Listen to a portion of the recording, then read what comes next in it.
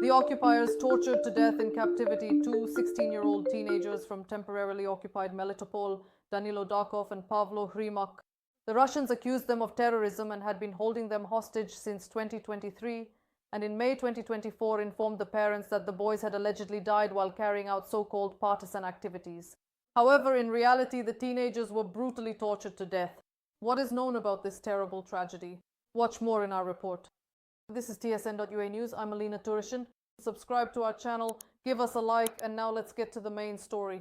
Danilo Dakhov and Pavel Grymak, 16-year-old teenagers from the temporarily occupied Melitopol in the Zaporizhzhia region, died in Russian captivity.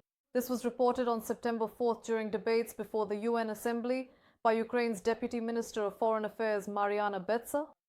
The Russian occupiers accused the boys of terrorism. Suspilne Zaporizhzhia received details about their lives and tragic deaths from its own sources. This information had not been disclosed earlier for security reasons. Danilo and Pavel were only 16 years old. They were energetic, curious, and conscientious young Ukrainians. The boys actively participated in patriotic and community events, dreamed of finishing school and entering universities. According to sources, they were ordinary young men with big hearts. They went on excursions around their native Zaporizhzhia region, cleaned up forests, and planted trees. They also took part in commemorative events for the victims of the Holodomor and celebrated all the main national holidays. In December 2023, the occupation police released a video in which they announced the arrest of the so-called sabotage group Black Sabotage, which allegedly included minors from Melitopol. The Russians claimed that the boys had received their passports back in 2022 and allegedly supported a pro-Russian position, but at the same time were passing intelligence data to the Security Service of Ukraine. In the statement from the Investigative Committee of the Russian Federation, numerous charges were listed, ranging from the manufacture and illegal possession of explosives to acts of terrorism and attempted attacks on officials. However, as sources of Suspilne note, in reality, Danilo and Pavel ended up in Russian captivity back in August 2023, long before the video appeared. It turns out that the occupiers tried to fabricate a story and place all the blame for the resistance movement in the Zaporizhzhia region on the teenagers. The occupiers reported that they had allegedly detained some of the key representatives of the resistance movement in the Zaporizhzhia region and tried to accuse them of every possible crime. They pinned absolutely every accusation imaginable on the teenagers, trying to shift the blame for any resistance activity onto Danilo and Pavel. In March 2023, the occupiers released another video with the boys, announcing that they would be put on trial. After that, nothing more was known about the teenagers. At the end of May 2024, the parents were informed that the boys had died during so-called partisan activity, allegedly killed by an improvised explosive device. In reality, Danilo and Pavel had been tortured to death back in April of that same year. The Russians offered the parents to take DNA tests in order to identify the remains, but the children's bodies were never returned. The fragments that were found were only enough for a single test. The burial has still not taken place, and the parents have been left without the chance to say goodbye to their children. Let me remind you that in June 2023, a horrific tragedy occurred in the occupied city of Berdyansk, Zaporizhzhia region. Russian occupiers killed two 16-year-old teenagers, Mikita Kanghanov and Tigran Ohanessian. These boys became symbols of youth resistance against the Russian occupation. Mikita Kanghanov was born in 2007 in Berdyansk. He was an active teenager, played sports, and loved to draw.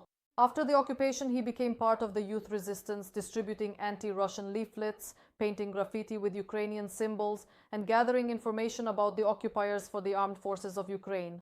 Tigran Ohanessian, also a 16-year-old from Berdyansk of Armenian descent, was Mikita's friend, and together they engaged in partisan activities. Tigran was known as Tiger, a nickname that reflected his bravery. He tracked the movement of Russian military equipment and passed the information to Ukrainian forces. The boys had been friends since childhood and lived in the same neighborhood in Berdyansk. Their activities began in the spring of 2023 when the occupiers intensified their repressions. They were not part of any organized groups but acted independently, inspired by Ukraine's resistance. The occupiers began hunting partisans in Berdyansk in the spring of 2023. Mikita and Tigran were arrested on May 15th on suspicion of sabotage. Allegedly, they were planning to blow up the railway. The boys were held in the basement of the so-called commandant's office, where they were tortured, beaten, subjected to electric shocks, and their families were threatened. Witnesses, including Tigran's mother, reported signs of beatings. On June 24, 2023, the boys escaped from captivity, but the occupiers declared them wanted as terrorists. On June 30th, Russian soldiers found them hiding near the city. During the arrest, the boys were shot. Mikita was killed by a shot to the head, Tigran by several shots to the back. The bodies were found with their documents shot through to conceal their identities. The occupiers claimed that the boys resisted and were eliminated during the so-called special operation. According to Olga Reshetilova, co-founder of the Media Initiative for Human Rights, the teenagers Tigran Ohanessian and Mikita Kanghanov were shot by snipers. However, Amnesty International recognized this as an extrajudicial execution. According to a 2024 UN report, the killing is part of systematic repression against youth in the occupied region. Since 2022, more than 100 cases of teenagers being tortured for supporting Ukraine have been documented. The Security Service of Ukraine and the Prosecutor's Office have opened a case under Article 438. In 2024, Prosecutor General Andrei Kostin called the killing a war crime and submitted evidence to the International Criminal Court. The boys' relatives, including Tigran's mother Svetlana Ohanessian, testified demanding punishment. International organizations such as Amnesty International recognized the killing as an extrajudicial execution, while Human Rights Watch called it part of Russia's systematic terror. The UN called on the Russian Federation to grant access to Berdyansk for investigation. Since the beginning of Russia's full-scale invasion of Ukraine in February 2022, the partisan movement in the temporarily occupied territories has become an important element of resistance. As of October 15, 2025, according to the National Resistance Center, partisans have carried out hundreds of operations, destroying dozens of depots, transport hubs, and collaborators. Local residents, from teenagers to pensioners, have united in an anonymous network to resist. The Russian Occupation Administration responds harshly. As of October 25th, according to CNS data, the occupiers have conducted over 1,000 searches and arrests for partisan activity, forcing the partisans to operate even more underground. Russia is trying to suppress the resistance, but this only strengthens it. After each act of sabotage, the occupiers carry out sweeps, house searches, document checks, and arrests of suspects. The Amnesty International report from November 22nd mentions torture and executions there, including in the occupied regions. At least 21 cases of torture with electric shock devices and beatings are described, as well as 5 extrajudicial executions related to resistance. Pressure on families through abductions is mentioned. The occupiers put pressure on partisans through their families, abducting children, parents, or wives. According to Human Rights Watch, in Kherson in 2023, after the explosion of a warehouse, 20 families of suspects were exposed.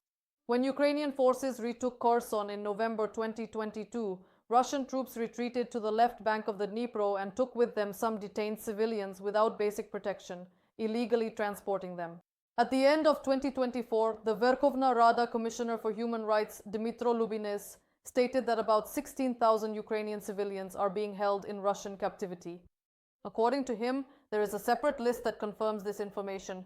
Lubinets also emphasized that international humanitarian law and the Geneva Conventions do not provide for the exchange of civilians for prisoners of war. In 2025, however, it was possible to free several Ukrainian civilians from captivity.